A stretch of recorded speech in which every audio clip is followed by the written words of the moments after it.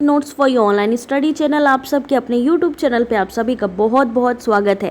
Friends, आज हम लोग बहुत ही इंपॉर्टेंट करंट अफेयर्स के कुछ क्वेश्चंस को सॉल्व करेंगे। साथ ही ये क्वेश्चन जो है आपके कोई भी कंपटीशन एग्जाम देते हैं उसमें आपको काम आने वाले हैं। अगर आपको क्वेश्चन का आंसर आता हो तो क्वेश्चन का आंसर आप कमेंट भी कर सकते हैं। तो चलिए स्टार्ट करते हैं। बहुत ही शॉर्ट में आपको ये करंट अफेयर कराएंगे। तो पहला क्वेश्चन है आपके सामने, इसरो के प्रस्तावित एनजीएलवी लॉन्च व्हीकल सिस्टम में जो एन है उसका क्या मतलब होता है। एनजीएलवी में जो एन बना हुआ है उसका क्या मतलब है, जो कि पीएसएलवी, जैसे आप जानते हो जो सैटेलाइट्स हैं वो पीएसएलवी पे काम करती हैं, कि वर्तमान ऑपरेशन लॉन्च सिस्टम को बदल सकता है।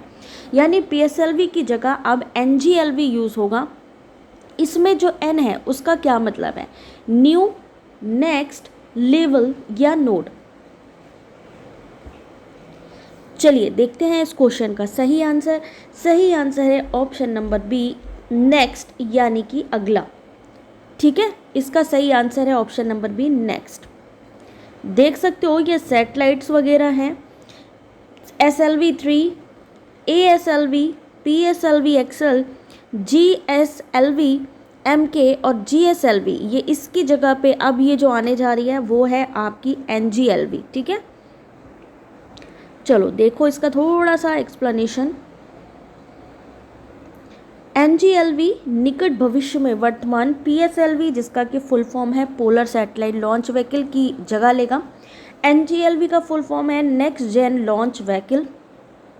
एनजीएलवी एक 3 चरणों वाला भारी लिफ्ट पुनः प्रयोज्य वाहन है, जिसकी पेलोड क्षमता भूस्थैतिक स्थानांतरण कक्षा के लिए 10,000 और निम्न पृथ्वी यानी पृथ्वी के अंदर जो कक्षा है उसके लिए 20,000 किलोग्राम है। और इसमें बूस्टर चरणों के लिए अर्ध क्रायोजेनिक प्रणोदन होगा ताकि इसकी लागत प्रभावी इसे बनाया जा सके। NGLV full form is next gen launch vehicle, जो कि जगह लेगा जो करंट हमारी पीएसएलवी है, जो सैटेलाइट व्हीकल है पोलर सैटेलाइट लॉन्च व्हीकल, उसकी जगह लेगा। Question number 2, who is the author of the book titled The Most Incredible World Cup Stories Anecdotes from Football World Cup from Uruguay in 1930 to the present day? Correct answer क्या होगा, Luciano, Robert, Diego या Cristiano Ronald. इसमें से आपको choose करके बताना है। सबसे अविश्वसनीय विश्व कप कहानियाँ फुटबॉल विश्व कप से उपाख्यान 1930 में उरुग्वे से आज तक नामक पुस्तक के जो लेखक हैं वो कौन है। क्या होगा इसका सही आंसर, ऑप्शन नंबर ए, लुसियानो वर्निक। इस क्वेश्चन का जो सही आंसर है वो है लुसियानो वर्निक। ठीक है, फुटबॉल से संबंधित ये बुक है। सबसे अविश्वसनीय विश्व कप की कहानियां फुटबॉल विश्व कप के उपाख्यान 1930 में उरुग्वे से लेकर आज तक अर्जेंटीना के लुसियानो वर्निक द्वारा लिखी गई एक पुस्तक है और नियोगी पुस्तकों में द्वारा प्रकाशित की गई। पुस्तक में फुटबॉल के सबसे बड़े तमाशे के मज़ेदार, आकर्षक और विवादास्पद उपाख्यानों को शामिल किया गया। यानी इसमें अभी तक जितने भी महत्वपूर्ण इवेंट हुए हैं आपके फुटबॉल से रिलेटेड वो इसमें शामिल किए गए हैं। फीफा वर्ल्ड कप 2022 के 22वें संस्करण की मेजबानी भी इस साल कतर में करी जाएगी। आपसे पूछा जा सकता है इस बार की 22वें एडिशन की जो फीफा वर्ल्ड कप है वो कौन होस्ट करेगा, तो वो कतर करेगा 2022 यानी इसी साल। चलो जल्दी से देखते हैं क्वेश्चन 3 को। Under the Bharat Krishi satellite programme a minimum of how many satellite will be required to cover the entire agriculture area of India. जैसे कितनी जो है क्षेत्र पे भूमि है, कई ऐसे ज़मीन पड़ी है जहाँ पे पता ही नहीं लगता है कि वो यूज़ हो सकती है लेकिन बेकार पड़ी है। तो भारत सरकार ये कर रही है कि अब उस सैटेलाइट के थ्रू निगरानी की जाएगी, देखा जाएगा कि बताइए कौन सी ऐसी एग्रीकल्चर है जो वेस्ट हो रही है, या ऐसा तो नहीं है कि कहीं पर कीटनाशक का ज़्यादा प्रयोग किया जा रहा है। मतलब इस तरीके की जितना ऑब्जर्वेशन है उसको करने के लिए भारत कृषि उपग्रह कार्यक्रम को अपनाया जाने वाला है। और इसके लिए कितने उपग्रहों की आवश्यकता होगी, 2 सैटेलाइट पूरा ऑब्जर्व करेगी, देखेगी क्या क्या चीज़ें देखेगी, सैटेलाइट में सब चीज़ें देखेगी आपकी, और वो होंगे आपके जैसे कि कृषि संबंधी कौन सी गतिविधियां हो रही हैं, कीटनाशक का, सिंचाई का, फसल डेटा, सूखे के आंकड़ों का विस्तार, यानी कि मान लीजिए कहीं सूखा पड़ रहा है, नहीं पता चल पाता है वहाँ के किसानों के बारे में, वहाँ की कृषि के बारे में, तो वो भी बताया जाएगा, पता लगेगा सैटेलाइट के थ्रू। देश के पूरे कृषि क्षेत्र को कवर करने के लिए कम से कम 2 सैटेलाइट की ज़रूरत होगी। Question number 4, as per the Living Planet report published by World Wildlife Fund, by what percentage the monitor the wildlife population has plunged in the last 50 years? विश्व वन्य जीव कोष के द्वारा प्रकाशित लिविंग प्लैनेट रिपोर्ट के अनुसार पिछले 50 वर्षों में निगरानी की गई वन्य जीव आबादी में कितने प्रतिशत की गिरावट आई है? 34%, 46%, 69% या 72%? सही आंसर 69%। लिविंग प्लैनेट के द्वारा ये रिपोर्ट जारी की जाती है, विश्व वन्य जीव कोष के द्वारा ये प्रकाशित होती है। पिछले 50 सालों में निगरानी की गई वन्य जीव आबादी में 69% की गिरावट आई है। ठीक है, लिविंग प्लैनेट रिपोर्ट में कहा गया कि 1970 से 2018 के बीच में 5 दशकों में मॉनिटर किए गए वन्य जीव में 69% की गिरावट देखी गई है। और इस तरीके की गिरावट का कारण क्या है? कठोर और विनाशकारी जलवायु परिवर्तन, प्रदूषण, भूमि आवास में गिरावट, बीमारियों, आक्रामक प्रजातियों अधिक से अधिक इन सबको जिम्मेदार ठहराया गया। मतलब इन सब की वजह से ही जो है वो गिरावट आई है। चलिए आगे देखते हैं।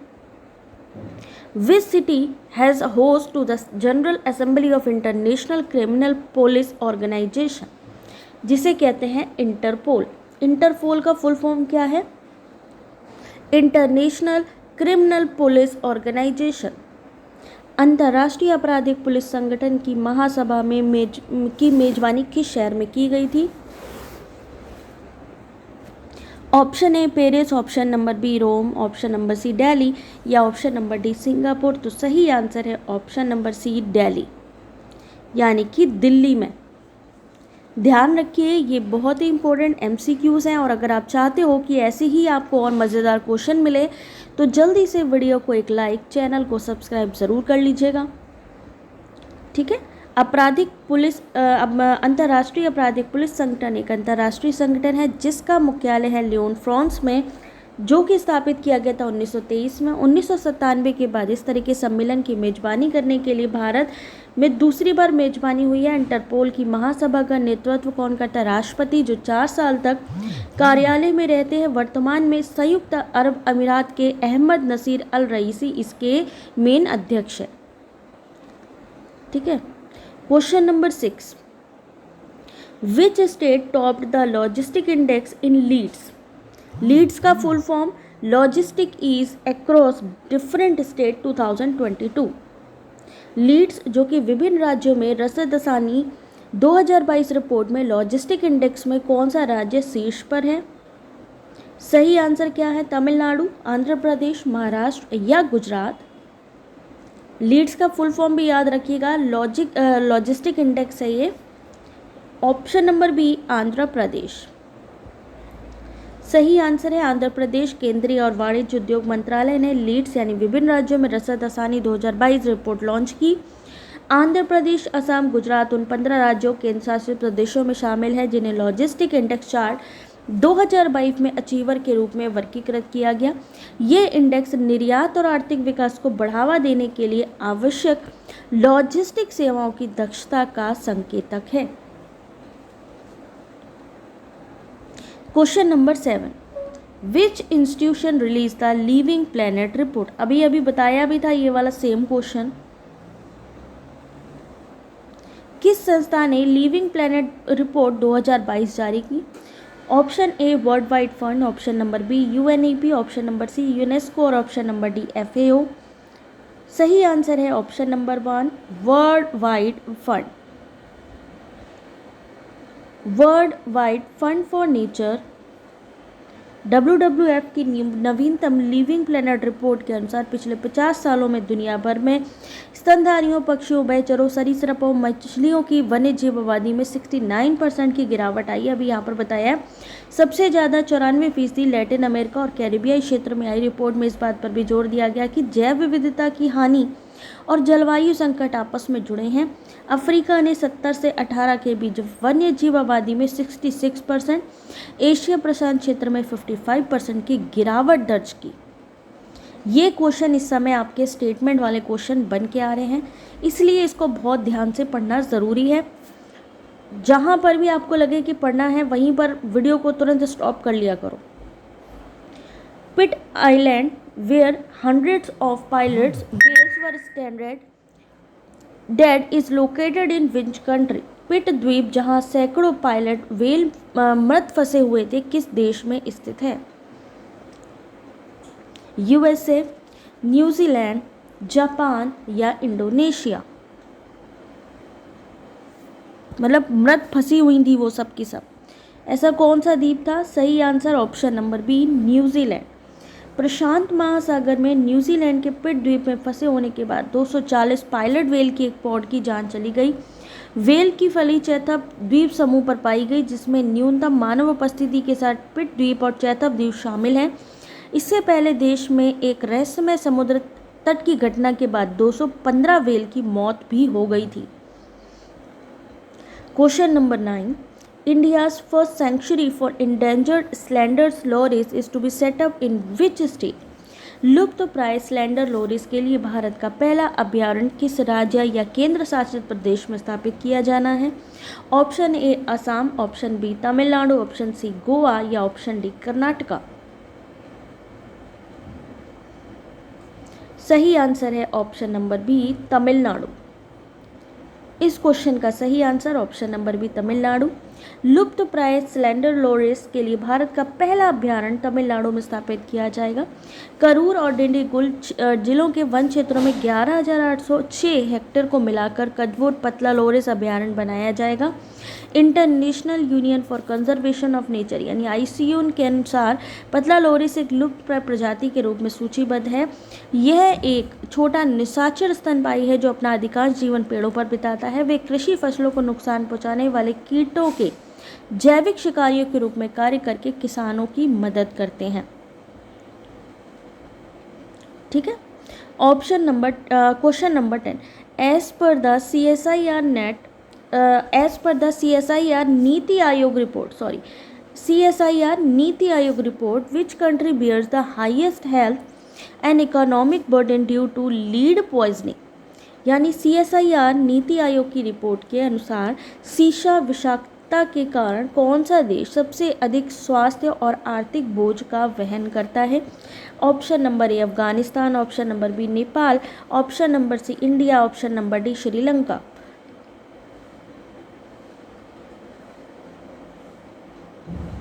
चलिए देखते हैं। ऑप्शन नंबर सी इसका सही आंसर है, भारत। नीति आयोग और वैज्ञानिक औद्योगिक अनुसंधान परिषद द्वारा संयुक्त रूप से तैयार की गई रिपोर्ट के अनुसार भारत दुनिया का सबसे अधिक स्वास्थ्य और आर्थिक बोझ लेड यानी शीशा विषाक्तता के कारण उठाता है। बिहार, उत्तर प्रदेश, मध्य प्रदेश, झारखंड, छत्तीसगढ़ और आंध्र प्रदेश में उच्चतम औसत रक्त शीशा स्तर BL था। यूनिसेफ और गैर लाभकारी संस्था प्योर अर्थ की 2020 की रिपोर्ट में पाया गया कि वैश्विक स्तर पर भारत में 80 करोड़ बच्चों को शीशा द्वारा जहर दिया गया था। इसका मतलब था कि भारत के आधे बच्चों को शीशे से जहर जो है वो दिया गया था, यानी भारत सबसे ज़्यादा प्रभावित है इससे। तो फ्रेंड्स, यहाँ पर 10 इंपॉर्टेंट क्वेश्चंस आपके सामने। आप जाने से पहले वीडियो को एक लाइक करिए और कमेंट करके यस जरूर टाइप करिए अगर आप चाहते हो कि ऐसे ही इंपॉर्टेंट वीडियोस आपको मिलते रहें। Thanks for watching.